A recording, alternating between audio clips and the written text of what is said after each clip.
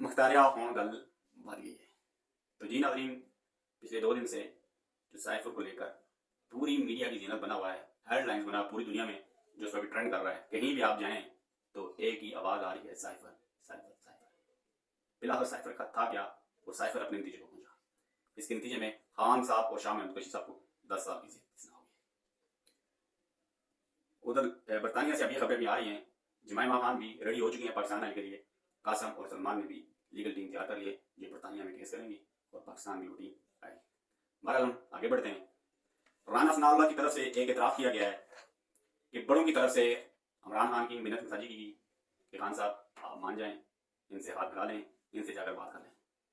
खान साहब की तरफ से 2 टोक ऐलान किया गया, मैं चोरों से हाथ नहीं मिलाऊंगा, और अगर मैंने चोरों से हाथ मिलाना होता तो पहले ना देता। मैं अपनी कौम से गद्दारी नहीं करूंगा, अगर मैंने चोरों से हाथ मिला दिया तो कौम मुझे कभी माफ नहीं करेगी। मुझे मौत कबूल है लेकिन गुलामी कबूल नहीं। नाज़रीन, मैं आपके सामने एक वीडियो प्ले करने वाला हूँ, आप इसको सुने। ये पीडीएम की दौरे हुकूमत में साइफर के बारे में क्या कहती थी और उनका बयानिया क्या था, खान साहब का बयानिया क्या था। आप ये वीडियो प्ले करने वाला देखो, तो उसके बाद हम मज़ीद बात करते हैं इस पर। ये खत न था न है, ये ड्रामा था। ये खान साहब के एक वज़ीर ने खुद लिखवाया है कि ये एम्बेसडर था। अब है ये तो वजह है, तो वाकई वो सबूत देंगे कि ये मुतासिर है, गैर मुल्की पाकिस्तान के खिलाफ है, तो मैं इमरान खान के साथ खड़ा हूंगा। इल्जाम नहीं लगाना, मेरे पास ये खत है, हमें धमकी दी गई है। अल्लाह तेरा शुक्र है, अल्लाह का तू सच का खुदा है। पाकिस्तान की नेशनल सिक्योरिटी काउंसिल में तो जी नाज़रीन, आपने ये वीडियो देखी और इसमें शहबाज शरीफ साहब क्या कह रहे हैं, शायद हकाम बासी क्या कर रहे हैं, नून लीग की आला क़यादत क्या कह रही है और बिलावल भुट्टो ज़रदारी क्या कह रहे हैं। उनकी तरफ से यह कहा जा रहा था कि साइफर एक बयानिया है, ये कुछ नहीं।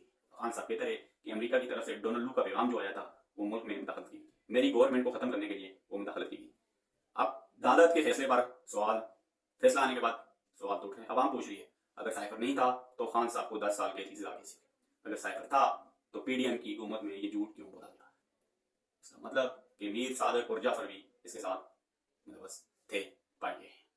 अब सवाल ये बनता है, कौम ये सवाल पूछ रही है कि साइफर में ऐसा क्या कौमी राज था जो अवाम को बताने पर खान साहब को 10 साल के सजा हुई। गेट आउट से भी पूछा जाए वो कौमी राज क्या था जो खान साहब ने पब्लिक किया।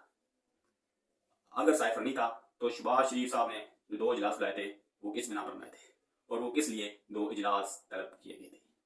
बहरहाल आपने ये सारा केस देखा, खान साहब अभी भी किसी सूरत हार मानने के लिए तैयार नहीं है। खान साहब की लीगल टीम कह रही है साइफर कुछ भी नहीं है।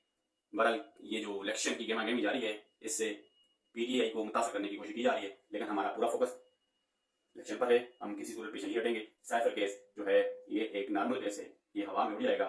हम हाई कोर्ट में जा रहे हैं, इसको चैलेंज करेंगे और ये बिल्कुल खत्म हो जाएगा। कौम मायूस ना हो, इंशाल्लाह मज़ीद खुश होगा।